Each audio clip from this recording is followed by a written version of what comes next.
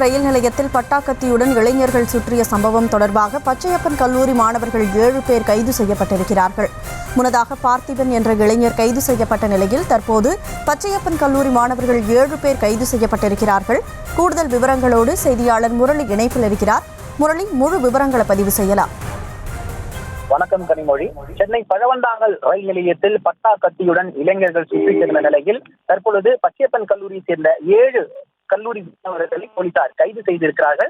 நேற்றைய முன்தினம் பெண் காவலர் ஒருவர் செயின் பறிப்பில் ஈடுபட்ட சம்பவம், அதாவது அந்த பெண் காவலர் பணி முடித்துவிட்டு செல்லும் பொழுது மர்ம நபர்கள் ஒருவர் அந்த பெண் காவலரை செயின் பறிப்பு சென்றது மட்டுமில்லாமல் பாலியல் சீண்டலில் ஈடுபட்டிருக்கிறார். இந்த விவகாரம் தொடர்பாக போலீஸ் அவரை கைது செய்து சிறையில் அடைத்திருக்கிறார்கள்.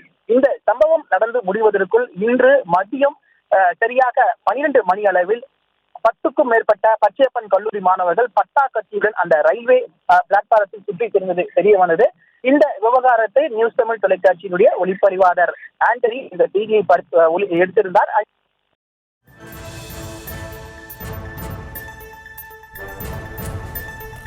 பழவந்தாங்கல் ரயில் நிலையத்தில் பட்டாக்கத்தியுடன் இளைஞர்கள் சுற்றித் திரிந்ததாக நேரடியான காட்சியானது வெளியாகியிருந்தது. அது தொடர்பாக முன்னதாக பார்த்திபன் என்ற இளைஞர் கைது செய்யப்பட்டிருந்த நிலையில் தற்போது இந்த சம்பவம் தொடர்பாக பச்சையப்பன் கல்லூரி மாணவர்கள் 7 பேர் கைது செய்யப்பட்டிருக்கிறார்கள்.